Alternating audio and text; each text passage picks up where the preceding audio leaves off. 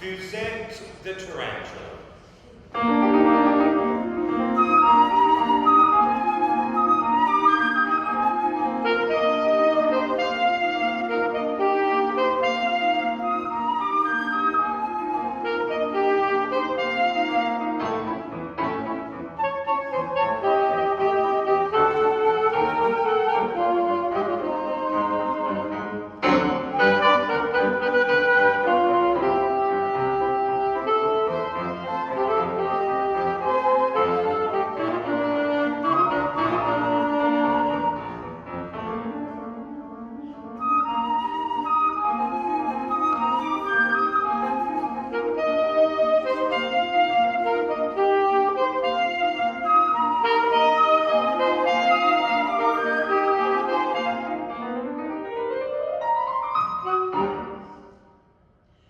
There once lived a tarantula who answered to the name of Fuzzette.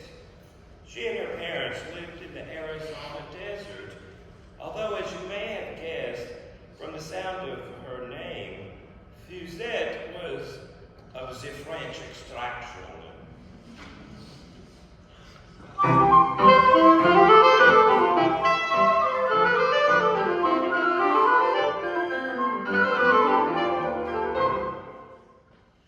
Fuzzette loved to sunbathe in the warm desert sand and would occasionally seek refuge from the sun's rays by nestling herself beneath the shade of a favorite rock. Here she would either swap stories with other friendly tarantulas or manage to keep busy crocheting large, beautiful webs. Once in a weaker moment, she even spelled out her name Fuzzette for all the neighbors to see. It was an accepted fact among those in the know that Fuzzette was the most gifted webstress in the village. One sultry day, as she was spinning her most elaborate creation, tears came to Fuzzette's eyes. I am the most talented webstress in the village, and yet I am the only tarantula without a fur coat. And it was true. Fuzzette had lost her old fur coat in a terrible windstorm, and now she was a sorry sight indeed. But suddenly, a group of fun-loving tarantulas appeared, and Fuzzette, forgetting her troubles for the moment, joined them in a game of tag.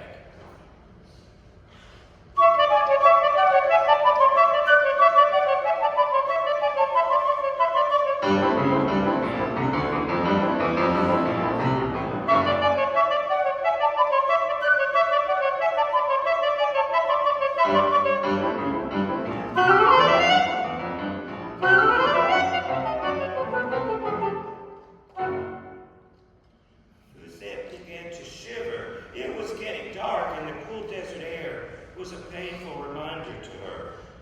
I don't know how, but I must give myself a fair coat, even if I have to resort to pawning my webs. By the time she reached her home, a cozy split-level cactus, Fuzzette resolved to announce her decision to her parents. I am going to sell my web collection to buy a fair coat. Fuzette's father, a very proud and hard-working tarantula, refused to accept his daughter's plan. You are the finest webstress in this county, and I will not permit you to sell your magnificent web collection merely for the price of a coat.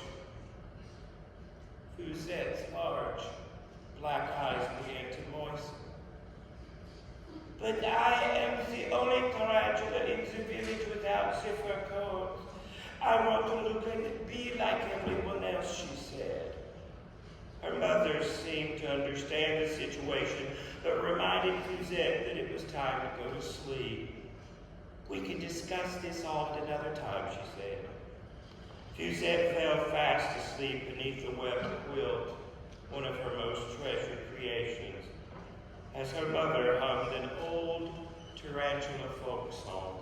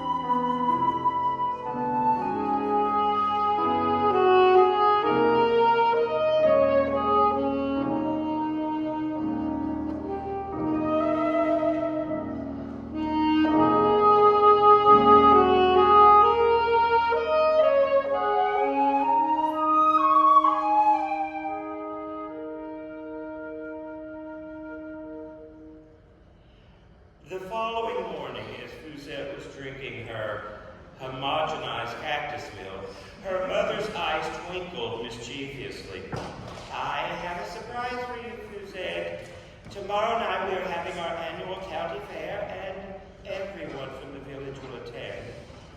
Fuzzette looked very glum and replied, I cannot go because I do not have a fair coat, and without one I look just like a common everyday spider. Fuzette's father became enraged. Don't you ever use that word in this split-level cactus house again, young lady. And Fuzzette sighed and said, okay, I won't. She had forgotten that one of her ancestors had been nothing more than a run-of-the-mill black widow, a fact which the family desperately tried to conceal. Her mother continued, you must come to the fair because they're planning to give away a wonderful prize. I'm really not interested, said Fuzzette. I think you will be, replied her mother, when I tell you that the prize is to be a stunning fur coat. Fuzette's eyes widened. A fur coat, and her mother smiled once more. It's a well-known legend that the girl who wins the coat also receives a proposal from the most handsome tarantula in town. Fuzzette became so excited that she embraced her mother and danced about the room.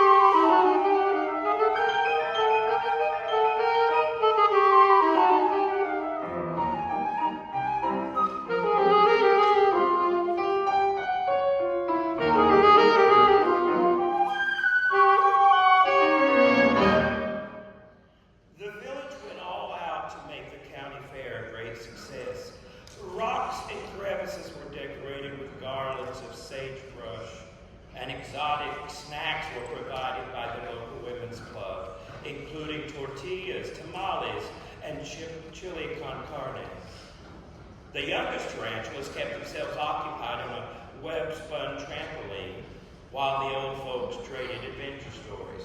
After all, they were the unseen witnesses to the growth of the West.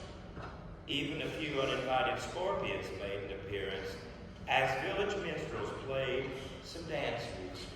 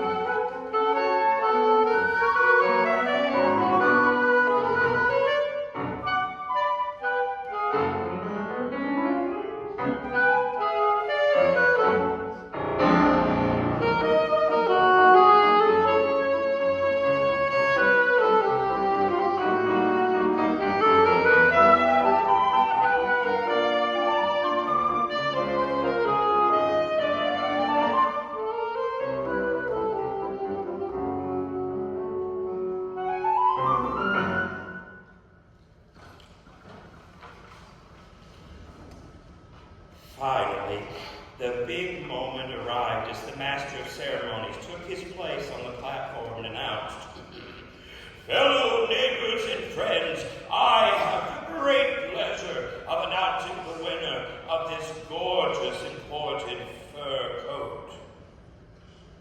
A hush fell over the throng, and Fuzzette could almost hear her heart beating.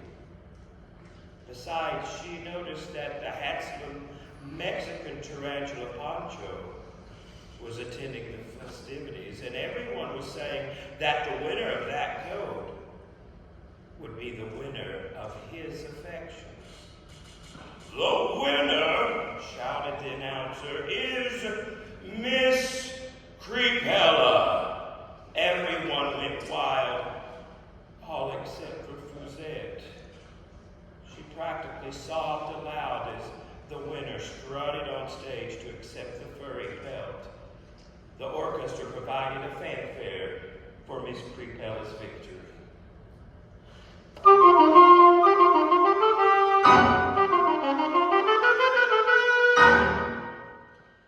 After the announcement was made, Fuzzette, the only tarantula without a fur coat, began to ease her way out of the crowd in an effort to return to her home. She was heartbroken and just couldn't seem to get interested in the celebration. And suddenly, who should appear from behind a decorated cactus was Pancho, the handsome Mexican tarantula. He strutted before Fuzzette with great self-assurance and announced, "I am Pancho, from across the Rio Grande, and you, I presume, are Senorita Fuzzette." Fuzzette blushed, and because of her self-consciousness, she did a very foolish thing.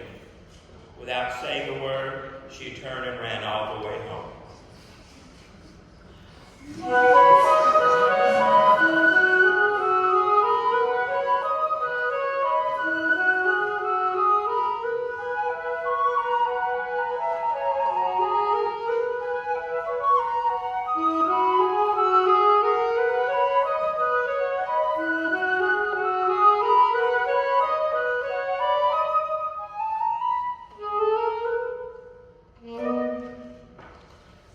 The next day, Pancho called on Fuzzette at her home. "I was never one to waste words," he said, "so I must tell you that I have chosen you to be my bride." "But that is impossible," replied Fuzzette as she received a gentle kick from her mother. Pancho continued, "Why is this impossible? I own the most beautiful rock near the Rio Grande and recently inherited a large estate. But most of all, I am very fond of you. And you are, without question, the most dazzling creature in this county." Fuzzette couldn't believe her ears. "But I am the only girl in the village without the fur coat. I am the only one who is different from the others. Why should you choose me?" Pancho's teeth flashed as he slipped a ring on her finger. "Did you actually think that a coat would make a difference to me? It is because you are different that I took notice of you. You are unique, Fuzzette, and that is a wonderful quality. But if you wish, I could easily manage to give you a fur coat." Fuzzette's eyes glistened with pride. "No, thank you, Pancho. I can see now that being different from others is not such a terrible thing after all." Pancho gave a hearty laugh. "Caramba! You are too much, Fuzzette."